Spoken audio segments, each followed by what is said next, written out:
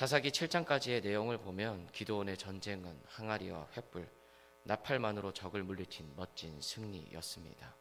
하지만 8장으로 들어서면서 성경은 그 찬란했던 여호와의 전쟁에서 서서히 드리우는 어두운 전쟁의 그림자를 보여주고 있습니다. 우리는 종종 인생의 큰 고비나 영적 전투에서 승리한 후 안도하며 마음을 놓고는 합니다.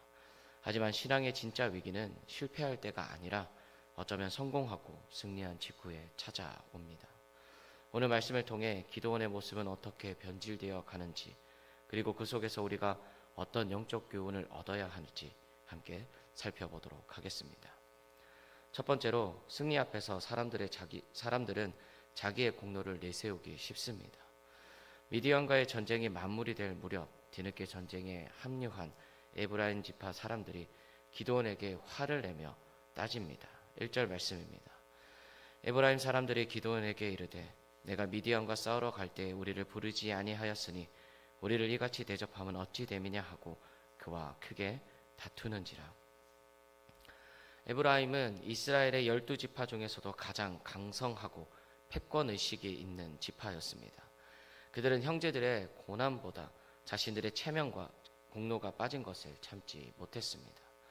내가 인정받지 못하는 상황을 견디지 못한 것입니다. 이에 기드온은 아주 정치적이고 교묘한 말로 그들을 이렇게 위로하고 있습니다. 2절 말씀입니다. 기드온이 그들에게 이르되 내가 이제 행한 일이 너희가 한 것에 비교되겠느냐. 에브라임의 끝물 포도가 아비에셀의 만물 포도보다 낫지 아니하냐. 자신이 한 일보다 에브라임 지파가 한 일이 훨씬 더 위대하다고 치켜 세우면서 그들의 노여움을 풀고 있습니다. 표면적으로는 기드온이 겸손하게 자신을 낮춘 훌륭한 처세술처럼 보입니다. 하지만 가만히 들여다보면 이 전쟁이 여호와의 전쟁이 아니라 누구의 공로가 더 큰지를 다투는 사람들의 전쟁으로 전락해 버렸음을 알 수가 있습니다. 하나님의 일에는 나의 지분이 없습니다. 우리 삶에 맺힌 승리의 열매 앞에서 나의 이름표를 떼어내고 오직 하나님의 이름만을 높이는 겸손이 우리에게 있기를 소망합니다. 두 번째로, 신앙은 이해 타산이 아니라 형제애와 순종으로 걷는 길이어야 합니다. 기드온과 300명의 용사들은 요단강을 건너 남은 적들을 추격합니다. 성경은 그들의 상태를 피곤하나 추격하며라고 표현을 하고 있는데요. 하나님의 일을 감당하느라 지치고 굶주렸던 것입니다. 기드온은 같은 동족인 갓 지파가 사는 숫곳과 분우엘 사람들에게 떡을 요청하게 되는데요. 하지만 그들의 대답은 차가웠습니다. 기드온을 도왔다가 미디안의 잔당들에게 보복을 당할까 하는 두려움과 계산이 앞섰던 것입니다. 나에게 손해가 될까 두려워서 마땅히 도와야 할 형제애와 하나님의 전쟁을 외면한 것입니다. 그런데 여기서 더 큰 문제는 기드온의 반응인데요. 기드온은 분노하면서 이렇게 말하며 저주하고 있습니다. 7절과 9절 말씀입니다. 기드온이 이르되 그러면 여호와께서 세바와 살문나를 내 손에 넘겨주신 후에 내가 들가시와 찔레로 너희 살을 찢으리라 하고, 기드온이 또 분우엘 사람들에게 말하여 이르되 내가 평안히 돌아올 때에 이 망대를 헐리라 하니라. 그리고 그날 훗날 참혹하게 그들에게 보복합니다. 포도주 틀에 숨어 벌벌 떨고 있던 연약한 기드온의 모습은 온데간데 없고 잔혹한 정복자의 모습만이 남았습니다. 하나님의 전쟁을 빙자해서 자신의 사사로운 분노와 원수를 갚고 있는 것입니다. 이러한 비극적인 장면은 오늘을 살아가는 우리에게 교훈을 남기고 있습니다. 우리는 숫곳 사람들처럼 내 안위와 이익만 계산하느라 마땅히 책임져야 할 십자가와 형제의 아픔을 외면하고 있지는 않습니까? 동시에 기드온처럼 하나님의 영광이라는 거룩한 명분 속에 나의 혈기와 자존심, 사사로운 복수심을 교묘하게 포장하고 있지는 않습니까? 주님의 일을 핑계로 타인을 향해 내 안의 칼을 무자비하게 휘두르고 있는 것은 아닌지 우리 영혼의 깊은 곳을 정직하게 비추어 보아야 할 때입니다. 세 번째로, 가장 큰 영적 위기는 나를 끝까지 비워내지 못할 때 찾아옵니다. 전쟁이 완전히 끝난 후 이스라엘 백성들은 기드온에게 당신과 당신의 자손이 우리를 다스려 달라고 청합니다. 왕이 되어 달라는 것이죠. 이때 기드온은 아주 멋진 신앙 고백을 하는데요. 23절 말씀입니다. 기드온이 그들에게 이르되 내가 너희를 다스리지 아니하겠고 나의 아들도 너희를 다스리지 아니할 것이요 여호와께서 너희를 다스리시리라 하니라. 오직 하나님만이 진정한 왕이심을 선포한 것입니다. 하지만 기드온의 진짜 속마음은 행동에서 드러나고 있는데요.